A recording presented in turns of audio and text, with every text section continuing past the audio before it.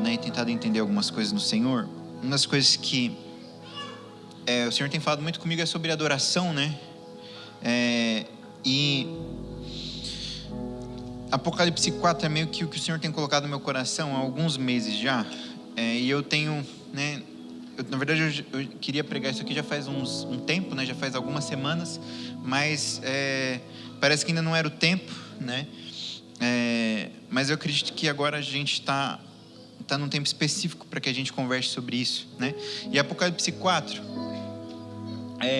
ele basicamente é uma visão do que acontece nos céus, né? Então, João, né, vê uma porta, ele é arrebatado aos céus e ele começa a ver uma dinâmica de como os céus funcionam, né? E quando eu olho para isso, né, me lembra muito da oração do Pai Nosso, né? Então, vocês vão lembrar da oração do Pai Nosso, ele vai dizer que seja feita na terra como é feito nos céus. Ou seja, Jesus, quando ele nos pede para orar, ele nos pede uma coisa, ele nos pede, quando vocês forem orar, vocês precisam pedir para que essa realidade que se estabeleceu dentro dos céus comece a se estabelecer entre os homens, né? E aí normalmente a gente fica, mas o que será que acontece no céu? Qual que é o parâmetro que a gente mede para saber o que está acontecendo no céu, para a gente tentar estabelecer na terra? Ou seja, o que está acontecendo agora lá, que tem que acontecer aqui, né? E aí Apocalipse 4 é essa resposta. É uma descrição clara do que está acontecendo nos céus agora. Só que ela é tão simples que a gente vai olhar e vai falar assim, não é possível que isso aqui é a realidade que Deus tanto deseja que esteja entre os homens. Mas a gente vai ler para a gente entender o que está acontecendo nos céus, que precisam acontecer entre os homens, amém? Mas a gente vai indo por partes, tá? Depois dessas coisas, olhei, e eis que havia uma porta aberta nos céus, e a primeira voz que ouvi, que era como de trombeta, ao falar comigo, disse, suba até aqui, e eu lhe mostrarei o que deve acontecer depois dessas coisas. Gente, eu acho que a gente normalmente para nessa parte, porque a gente não vê a porta aberta nos céus. Porque a gente está tão preocupado, tão distraído com as nossas vidas, que a gente nunca percebe que existe uma porta aberta. Para que alguém consiga perceber uma porta aberta nos céus, existe uma vida profunda de amor pelo Senhor e de concentração na presença dEle. Vocês estão entendendo? Então, às vezes a gente olha para essas experiências desses irmãos, né, da igreja primitiva, né, desses apóstolos, desses profetas, e a gente olha e fala assim, não, acho que isso aqui é uma coisa específica para João, né? Mas se você vai assistindo ao decorrer de toda a Bíblia, todos esses irmãos tiveram sempre revelações profundas e contato profundo com a presença de Jesus. Mas eu tenho um temor profundo de como que isso se perdeu nos nossos dias, que parece que Deus não fala mais com a gente. Parece que não existem mais portas abertas e convites do Senhor para ver o que está acontecendo nos céus. Mas será que não existe? Ou será que estamos distraídos demais e ocupados demais para poder ouvir e para poder ver? Estão entendendo? Aí você fala, não, Jeff, é que eu não sou profeta, então eu não vejo portas abertas. Mas você tem ouvido, amigo, você tem uma relação íntima com Jesus. Ainda que você não veja, você precisa ouvi-lo. Tipo assim, qual foi a última vez que Deus te parou e que você o ouviu? Que você sentiu assim, Deus está falando para eu parar tudo para ouvi-lo. Ah não, isso é muito raro, Jeff. Será que não é porque nós perdemos o que de fato importa? Onde estão as portas abertas? Será que essa experiência é exclusiva de João? Será que Deus só mostra coisas eternas para João? Ou será que todos podem ver, mas ele só se revela para aqueles que o buscam? Estão entendendo? Então, amados, uma vida de adoração, ela não é uma via de mão única, entende? Que só você vai entregar algo a Deus. Uma vida de adoração, ela é uma via de mão dupla, ou seja, sempre que eu estou concentrado na presença do Senhor, ele se revela, ele se mostra, ele mostra os seus desejos eternos, e ele mostra coisas extraordinárias. E aqui, né, gente, ó, só para vocês entenderem, né, isso é bem importante. Onde João está e o que ele está fazendo para ter visto isso, né? Tipo assim, qual que era o contexto de João para ter tido essa visão? O contexto é um homem jogado em uma ilha, depois de tentar ser morto, sozinho. Será que nesse contexto, você estaria olhando e falando assim, por que Deus fez isso comigo? Ou será que você estava esperando uma experiência profunda com a presença de Jesus? Tipo assim, gente, eu estou falando aqui de um ambiente extremo de dor. Eu estou dizendo de um homem que tentou ser morto inúmeras vezes pelo Império Romano, não conseguiu. A última vez dentro da história da igreja a gente vê que eles jogam ele dentro de um tanque de óleo quente, jogam ele dentro do óleo quente, ele não morre, né? E existe uma promessa de Jesus, né? De que, não sei se vocês lembram lá quando está lá com Pedro, em João 21, Jesus aparece para Pedro, tu me amas, tu me amas, tu me amas. Aí chega uma hora que ele está meio com inveja do João, né? Ele fala assim, mas o que vai ser de João? Que ele está meio assim, né? Você gosta tanto desse cara aí e tal. Aí ele fala, mas que te importa? Se eu quiser que ele fique até que ele me veja. E João 4 é essa resposta. É como se ele não pudesse morrer até que ele visse. Mas será que isso é um privilégio dado a João, ou será que é fruto de um homem perseverante? Fruto de um emocional perseverante, fruto de uma busca perseverante? Ou será que as serpentes, a solidão, os abandonos, ele olha e diz assim, já não vale mais tanto a pena a presença de Jesus e uma vida profunda o conhecendo? Estão entendendo? Tipo assim, as perseguições me distraíram, a solidão nessa ilha sem ninguém me distraíram, essas serpentes ao meu redor me distraem, o ambiente é hostil demais. Mas parece que esse homem está concentrado demais, a ponto de que parece que não ser um ser carnal, é um homem espiritual, esperando um encontro. Glória a Deus. Aí ele diz assim, aí o Senhor fala assim para ele, ó, suba até aqui e eu lhe mostrarei o que deve acontecer depois dessas coisas. Gente, isso aqui é o cerne de uma vida profética, tá? E aí você vai olhar e fala assim, nossa, normalmente a gente associa profecia com futuro, então fala assim, ele deve falar agora do que vai acontecer. Só que ele fala sobre a realidade do que está acontecendo agora nos céus. Ele diz, o que vai acontecer é o que está acontecendo aqui. Estão entendendo? Tipo assim, o futuro de vocês é o que você vai ver agora, João. E o que você vai ver agora? Homens, né, anciões e querubins olhando para o Senhor e dizendo, santo, santo, santo é o Senhor. Ou seja, então a nossa realidade futura e essa profecia que a gente tanto espera já aconteceu no céu, e ela não é tão extraordinária quanto a gente pensa. Ela é simples e relacional. E aí, agora não vou ler o texto, vocês já devem conhecer, mas vou ler o texto. Imediatamente eu me achei, importante, eu me achei se você não estiver no Espírito, adivinha? Você não vai ver nada. Se você não se achar, você está no Espírito agora? Será que a gente consegue se examinar? Tipo assim, viver uma vida no Espírito? Porque se a gente não se achar no Espírito, essa visão aqui não é para a carne, essa visão aqui é para o Espírito. A carne não consegue consultar isso aqui.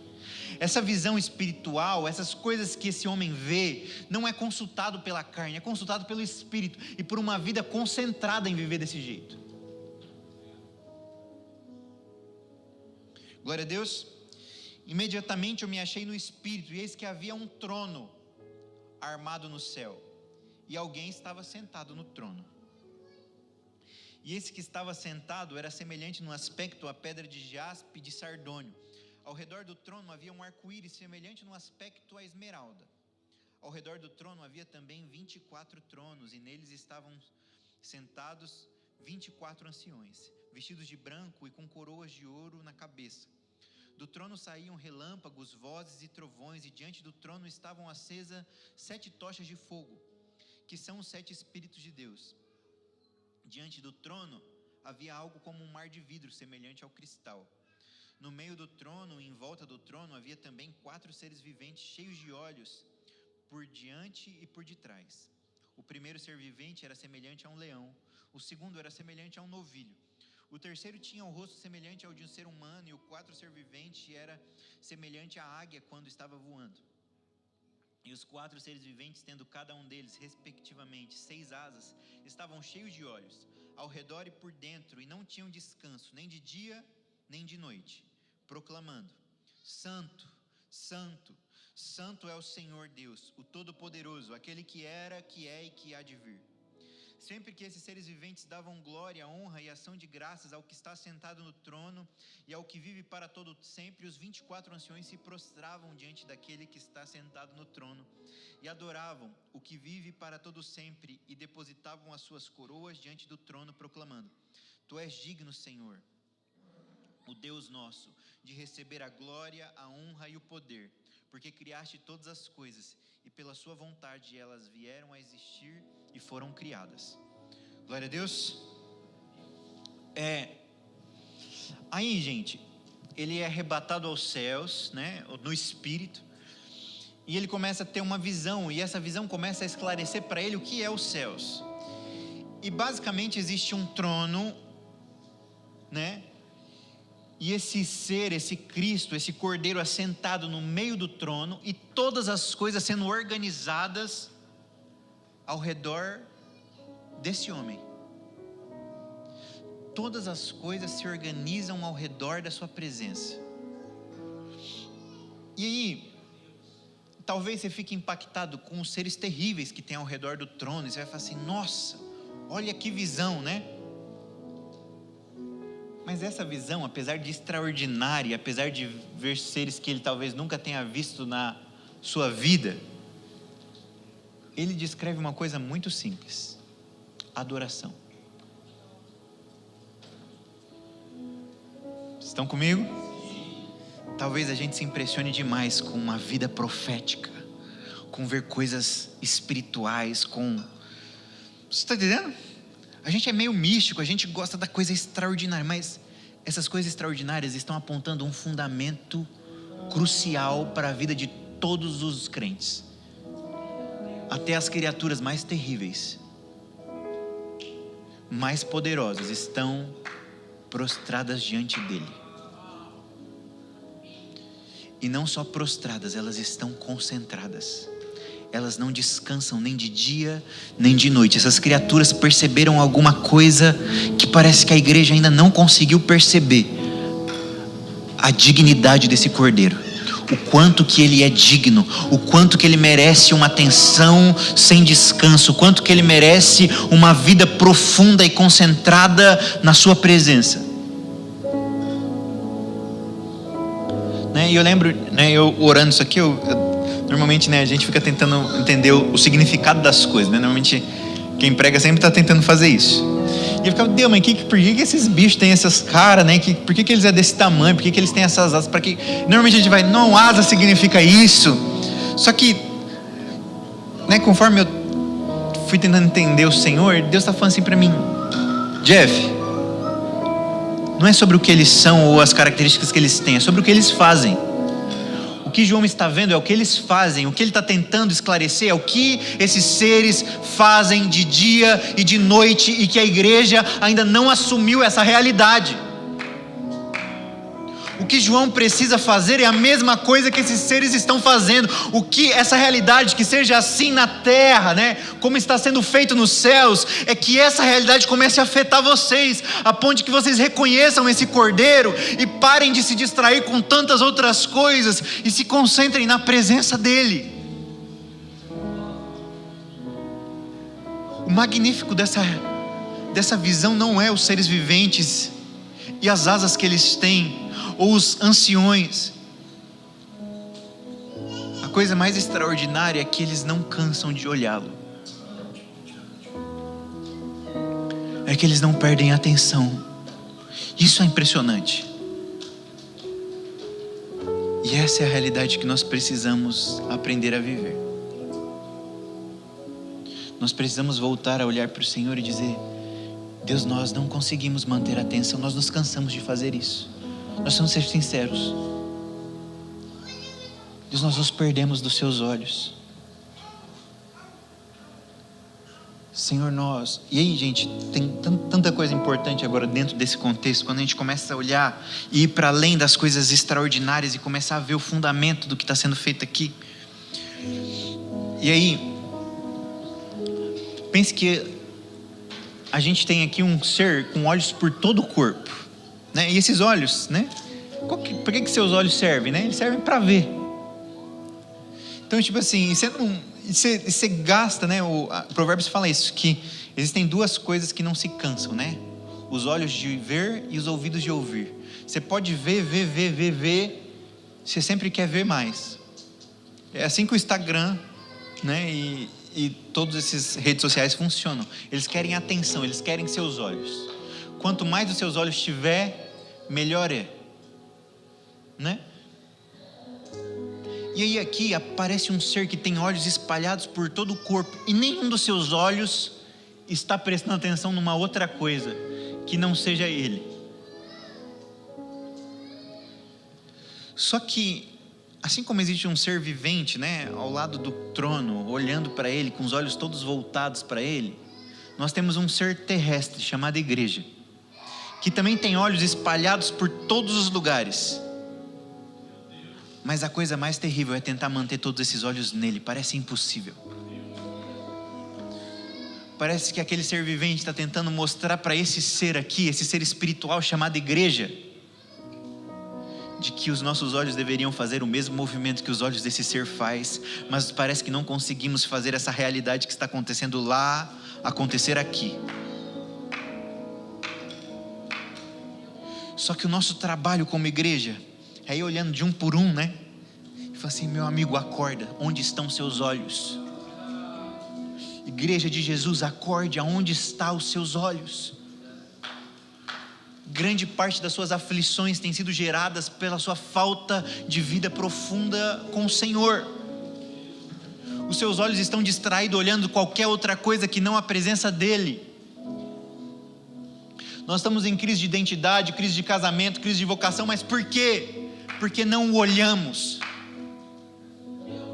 Porque Ele é a resposta para tudo que precisamos. Onde está o bom marido? Onde está o bom noivo?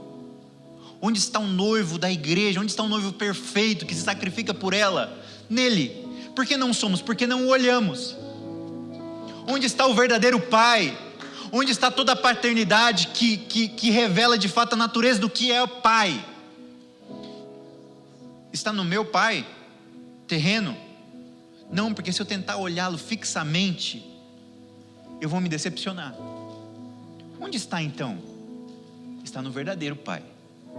Mas onde está então o verdadeiro pastor? Porque eu olho para o Jeff, tem tantas defasagens, parece que não é suficiente, ele não me pastoreia. Porque você está olhando para o pastor errado.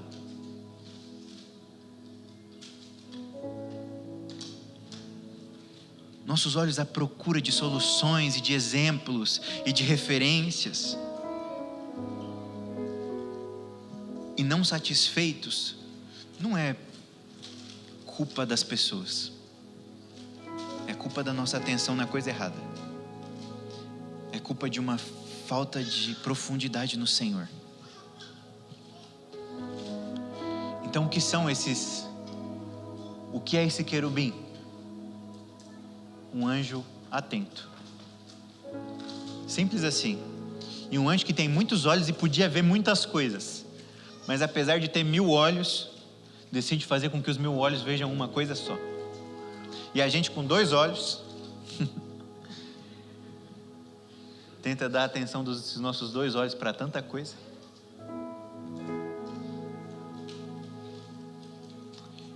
Isso aqui é um corpo de louvor.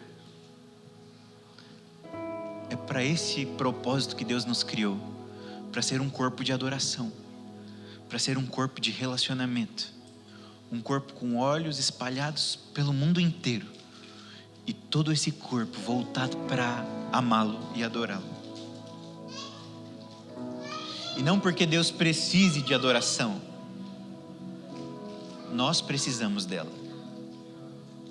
Quem carece de santidade somos nós, não Ele. À medida em que cantamos que Ele é santo, Ele não se torna mais santo. Quem se torna santo? Eu. Vocês estão entendendo? Então, à medida que eu canto sobre a sua bondade, Ele não se torna melhor. Eu me torno bondoso. Vocês estão entendendo, gente? E eu estou falando de coisa prática da vida. Meus filhos, eles crescem olhando para mim e para cá. Então, o que a gente faz, eles fazem. E tipo assim, ele chegar para mim e falar das coisas que eu falo, não muda as coisas que eu faço. Porque eu continuo fazendo as mesmas coisas. Mas quem muda? Ele está aprendendo. Ele está tendo uma referência. Ele está tendo um exemplo. Ele está sendo alimentado pelo que eu e a Cá faz. Então, tipo assim, não adianta chegar para cá.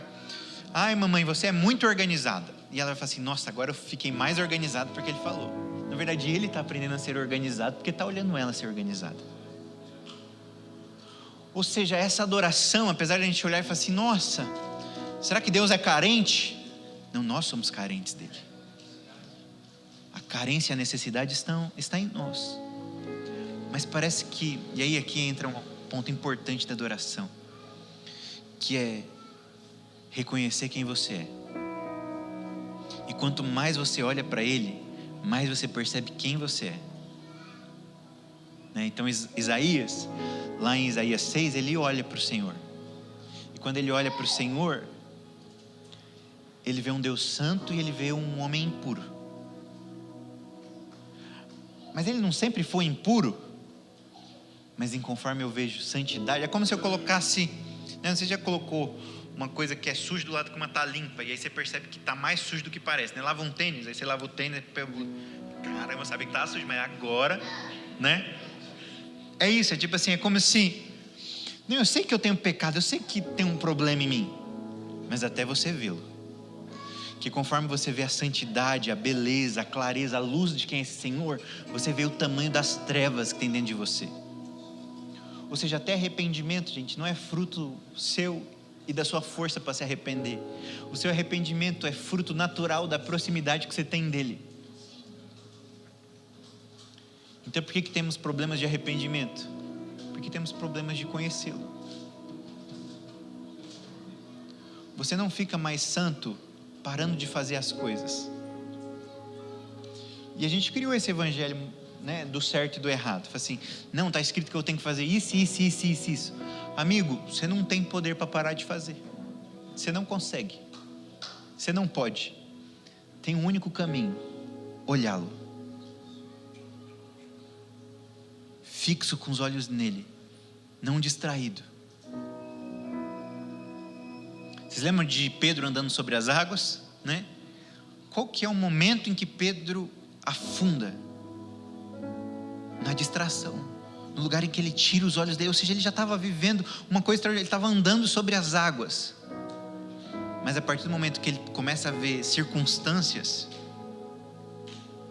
ele se perde. E eu acho que o grande problema é que a gente está olhando muito circunstâncias e perdendo concentração, vida de adoração. Gente, o que eu estou falando aqui vai deixar vocês aqueles crentes, bem crente mesmo, sabe? Crente. Não vai deixar você, nossa, hypado, legal, não. Vai deixar você bem crente, você vai ter que ouvir louvor. Que a gente está nos crentes meio underground ultimamente, Eles não ouvem louvor. Mas tem que ficar ouvindo louvor mesmo. Você precisa de uma vida concentrada. Tem que ler a Bíblia de manhã cedo. Vai ter que fazer isso, para manter a concentração. Porque as distrações e o entretenimento, ele aguça muito mais o nosso paladar do que esse trabalho árduo que é conhecer a Deus. E de um Deus que ainda se esconde. De um Deus que só se revela àqueles que o buscam. E que essa busca é um esforço e também um prazer, mas é um esforço. num tempo em que nada é feito por esforço, em que tiram o esforço para dar só o prazer.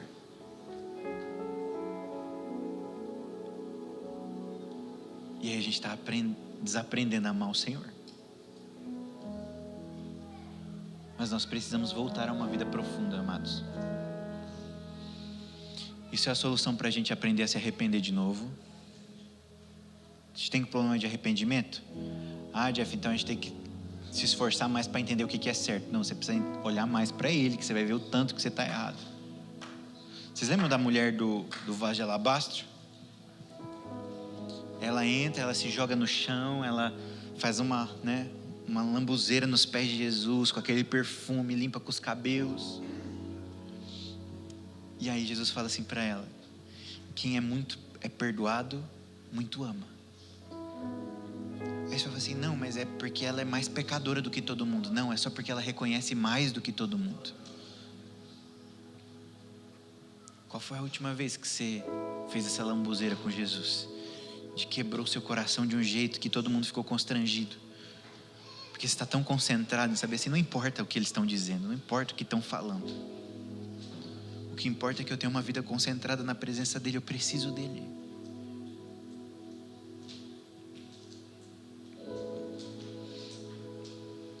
E não só nisso, né? Como isso vai começar a te despertar um desejo profundo para que os irmãos olhem para Ele também. Para que esse corpo de louvor, né? Esses olhos espalhados, né? Por toda São Paulo, comecem a olhar para Ele e falar assim, né? Ô Bia, pelo amor de Deus, Bia, ouve o Senhor, olha para Ele. Você está distraída, as suas crises emocionais são fruto de não olhá-lo. A sua falta de arrependimento é fruto de não olhá-lo. A sua falta de constância na vida de oração é fruto de não olhá-lo.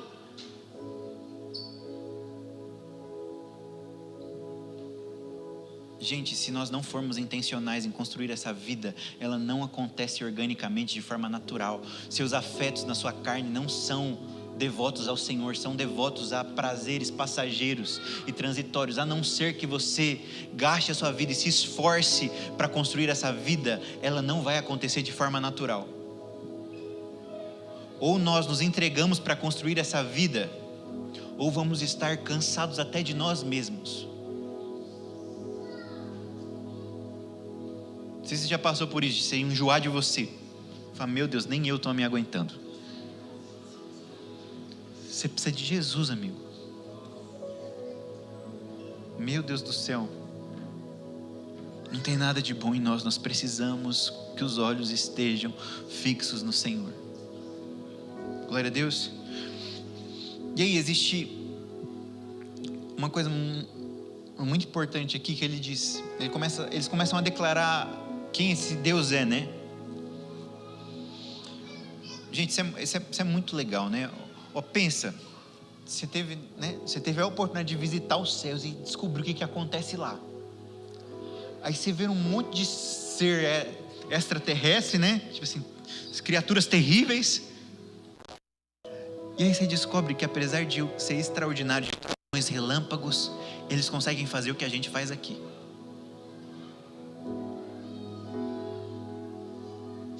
Só que a gente não está fazendo. A gente se perdeu. E aí você descobre o que eles dizem para Ele. E eles dizem: Santo, Santo, Santo. E aí eu acho que a gente precisa entender também o que é santidade. Amém?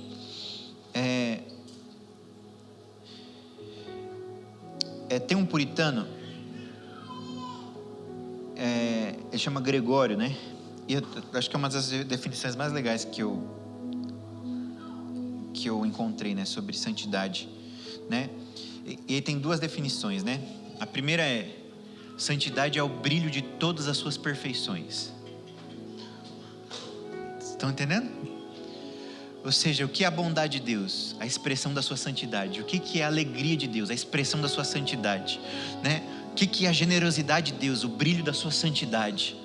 Ou seja, todos os atributos de Deus em conjunto são a manifestação de um Deus santo, de um Deus perfeito, de um Deus pleno. Ou seja, olhar a sua santidade é ser afetado por toda a sua beleza. Entende? Então, quando eu olho, e aí, gente, é tudo. Quando eu olho para minha esposa, é santo. Por quê? É uma manifestação da bondade dele na minha vida, né? O que é, né? O que é eu pagando o boleto no final do mês e Deus teve um cuidado da minha casa? É Deus santo. E o que é meu filho nascendo e a gente pegando ele no colo pela primeira vez? É Deus santo. E o que é eu num ambiente de adoração, olhando para ele e vendo toda a sua graça e amor invadindo um ambiente? É Deus santo. Santo, santo. Entende? Essa tríade, né, que o profeta Isaías veio e diz: é santo, santo, santo. É a gente olhando para a vida de Deus e estando extasiado, olhando assim, para onde eu olho e vejo Ele, é santo. Mas dá para não vê-lo no casamento, dá para não vê-lo nos filhos, dá para não vê-lo na vida financeira, dá para não vê-lo em nada e estar distraído e a santidade de Deus não se manifestar e não te afetar. E aí você vai olhar para o casamento e dizer assim: é terrível, é difícil, eu estou tentando aguentar. Na minha vida financeira está terrível, muito difícil de suportar. Na natureza, não, tá entendendo? De tão distraído que a gente não... Será que a gente está conhecendo a Deus mesmo? Ou será que a gente está vindo num culto de domingo e adorando e chamando isso de vida cristã? Quanto que está te afetando a relação com Deus?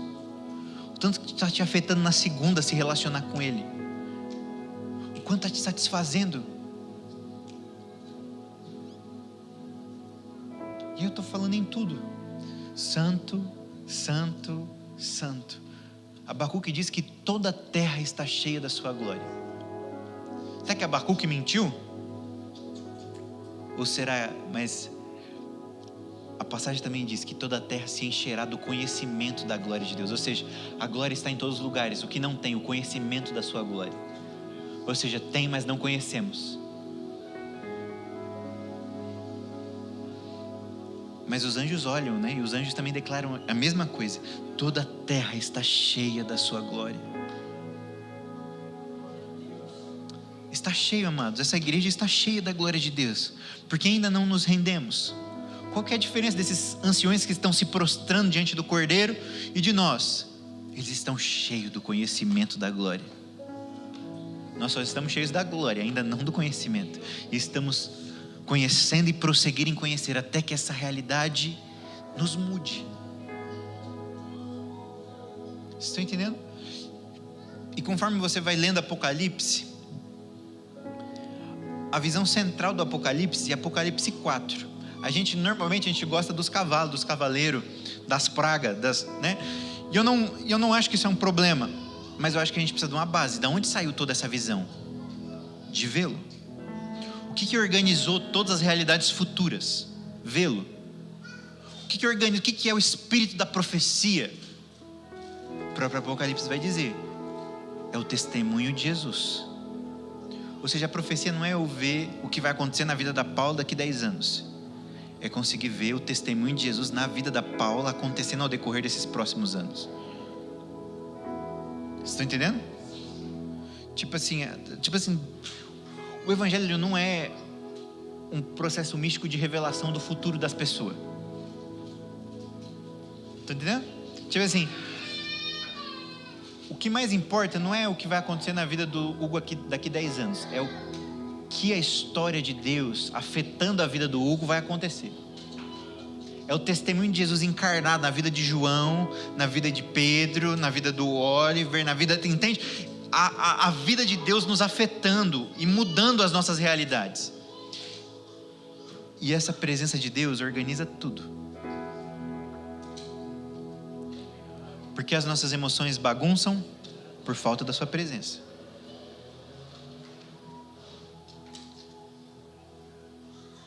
Por que a nossa vida cristã bagunça, amados? Por falta da sua presença. E é assustador isso aqui, ó. Versículo 8: e os 4 seres viventes, tendo ele, cada um deles, respectivamente, 6 asas, estavam cheios de olhos, ao redor e por dentro, e não tinham descanso, nem de dia, nem de noite.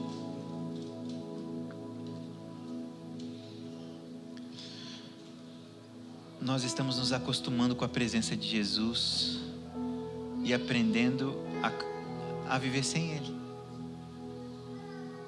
Tipo assim, a gente cansa de... Tipo, tem gente que cansa de vir na igreja. Olha isso. Meio assustador, né?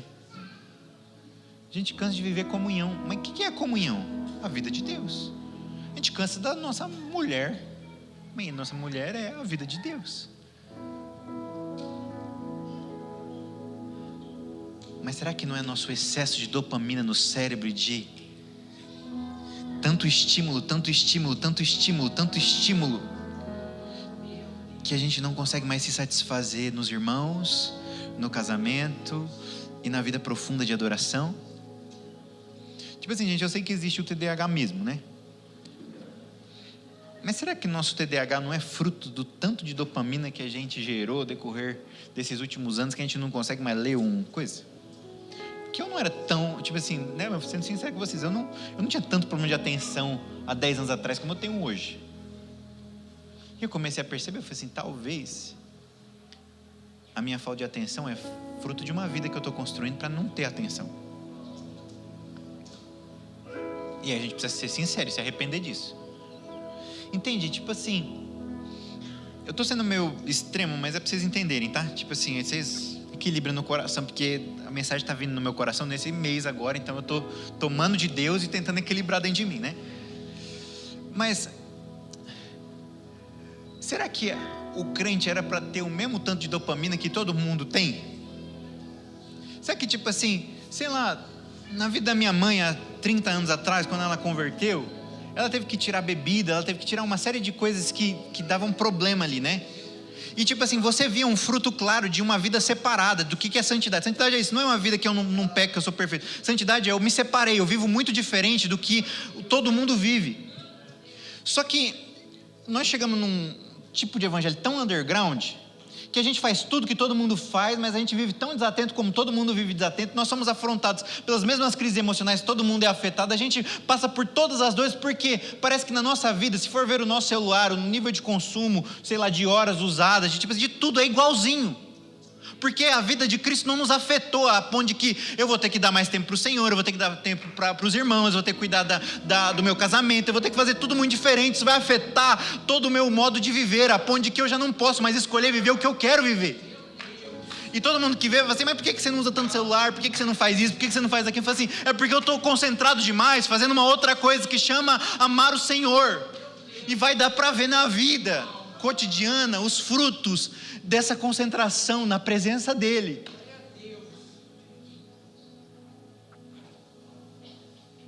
Vocês estão entendendo? Meu Deus, amados.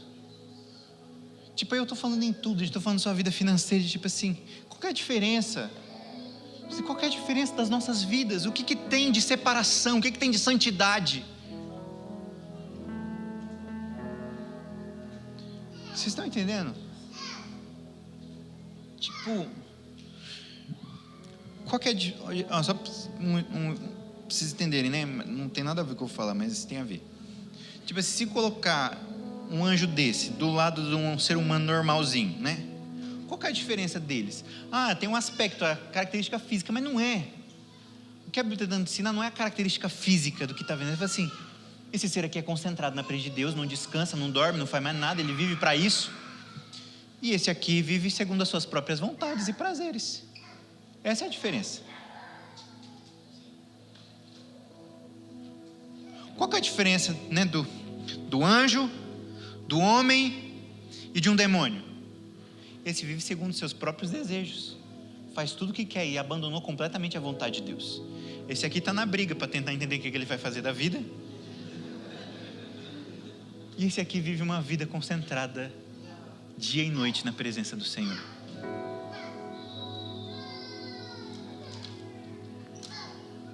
O que você está fazendo da vida? A gente vai precisar voltar a fazer coisa chata. Por isso que eu estou falando para a gente fazer jejum. Meu Deus, imagina, Deus acho que nem pode nem me ouvir eu pregando isso aqui, que você também está perdido. A gente tem que voltar a jejuar, amados, e achar prazer nisso. né?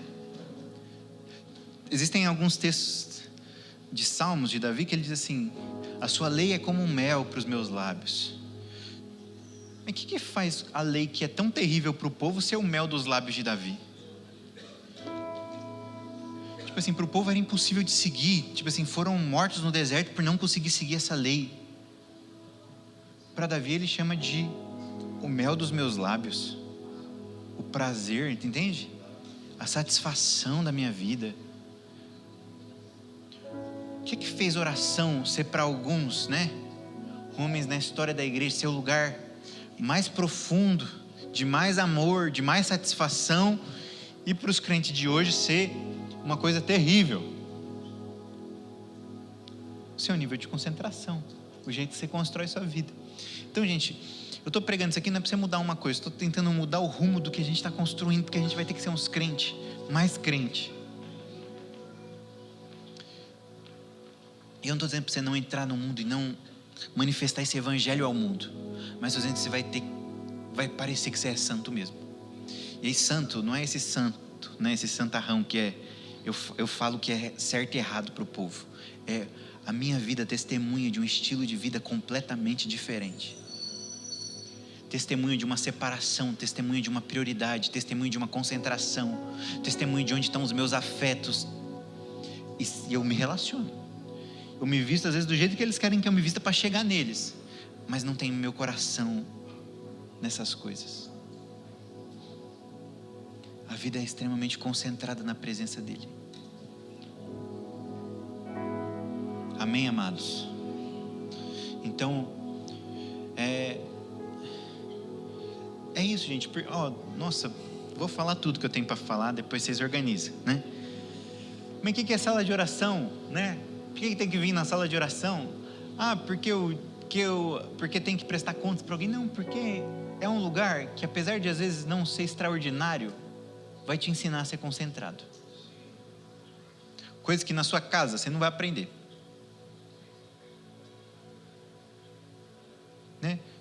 Né? Tipo assim, quando eu olho para a minha vida, e aí você sabe das suas tentações, e eu queria que vocês fossem sinceros com vocês mesmos, de olhar e falar assim, acho que eu vou ter que botar algumas coisas bem chatas na minha vida para conseguir dar certo. Eu vou ter que voltar a acordar aquele horário lá que eu não acordava mais, para orar. Olha, tá entendendo? Tipo assim, eu vou ter que separar um tempo da minha semana para encontrar os irmãos, para estar em comunhão, porque eu só sou edificado na comunhão. Eu vou ter que dar prioridade, eu vou ter que saber gastar meu dinheiro, porque eu estou gastando só para me dar prazer, e eu preciso gastar isso aqui para construir o reino de Deus. Eu não estou falando de dar oferta só não na igreja, tá? Eu estou falando de, cara, olha, vamos lá em casa, mano, eu vou pagar hoje a pizza e a gente vai passar tempo junto, mano. Estou falando de seu dinheiro testemunhar da paixão que você tem por ele. Estou falando de vida em santidade, vida separada para ele. Amém? É isso, a última coisa, gente, é o movimento de quebrantamento desses anciões. Falam que eles lançam as suas coroas ao chão e se rendem. Então, primeiro, os querubins reconhecem a santidade. Depois, esses 24 anciões, e eu gosto muito de uma definição que eles dão, que um amigo meu, né, ele chama Carlos Montanini, trabalhei com ele um tempo, ele é maravilhoso, e ele dava uma definição que eu gostava muito, que ele dizia que os 24 anciões é a união da primeira aliança com a segunda aliança, né, os 12 filhos de Jacó e os 12 apóstolos, como se fossem esses 24 anciões que fazem parte da história, que representam os apóstolos e os profetas, né? E de como eles demonstram uma vida de quebrantamento, e de que, apesar de a Bíblia, a Escritura e tudo que a gente conhece de Deus vindo desses homens, todas as honras estão no chão, né? E essa vida de quebrantamento, vocês vão perceber que, tipo assim, é meio que um movimento. Enquanto um canta sobre a santidade e com os olhos todos atentos, os outros lançam as coroas no chão. Quando eles terminam de lançar as coroas no chão, os outros começam a cantar santo. Quando eles terminam de cantar santo, eles começam a jogar as coroas no chão. Esse é o movimento da igreja. ele é entre o reconhecimento e a atenção profunda à vida do Senhor e o nosso reconhecimento de quem nós somos e do nosso quebrantamento e da nossa humilhação. Uma vida profunda de devoção é isso, é falando sobre o que é e se rendendo e quebrantando o nosso coração para que não se sinta mais do que nós precisamos ser. Quebrantamento e contemplação. Quebrantamento e contemplação. E aí, quebrantamento, gente, nome de Jesus, não é para fazer no culto só. Não é para chegar e falar assim, Deus me perdoa de tudo. É para você, toda hora. É para você estar na sua casa e falar assim, meu Deus, eu preciso mudar, mano. Entende? Tipo assim, umas coisas importantes aqui, que eu faço na minha vida, né? Não sei se vai funcionar para vocês, mas eu tento fazer bastante na minha. Normalmente, a gente às vezes não orou no dia. Quem já passou por isso? Não orou, tinha que ter orado, não orou. Não teve seu tempo com o Senhor, não fez o que precisava fazer. Aí começa a vir a culpa na sua consciência e diz assim, mano, olha isso, eu não amo o Senhor. E aí você começa a viver uma vida de culpa e não de intimidade. Mas na hora que vem a culpa no meu coração, que é Satanás tentando colocar, o que eu faço? Começa a orar. Falo assim, verdade, eu tinha esquecido, você me lembrou. E eu começo a orar. Porque eu não preciso do quarto para orar. Eu posso orar em qualquer lugar. Entendeu? Eu não preciso, tipo assim, eu vou no carro, tava viajando ontem, né? Tava eu, Paiva. Nós foi ouvindo música, mano. E fomos, no final nós passou o dia inteiro cantando a mesma música, os dois juntos lá, quebrando parede. E tentando fazer a nossa vida ser uma vida devocional, meu Deus do céu. Vocês tiveram tempo para orar? Não, a gente saiu, né, 8 horas da manhã, chegou 2 horas da manhã aqui. Não, a gente amou o Senhor dentro do carro mesmo, que era onde dava. A gente cantou para Ele lá. O Spurgeon tem uma frase muito boa, ele fala assim, o mesmo Deus que está nos púlpitos dos grandes pregadores, está na sapataria em que o sapateiro está consertando seu próximo sapato e enchendo aquele lugar de adoração. Enquanto você conserta o seu sapato da semana, entende? Enche aquele ambiente de amor ao Senhor. Enquanto você está dirigindo seu Uber, enche aquele lugar de adoração. Enquanto você está dando aula, enquanto você está fazendo o que você tem que fazer, enquanto você está cuidando das crianças, enche aquele lugar de amor ao Senhor. Para que isso vai começar a afetar tudo, gente. Isso vai começar a afetar todas as realidades ao nosso redor. Glória a Deus. Fica de pé comigo.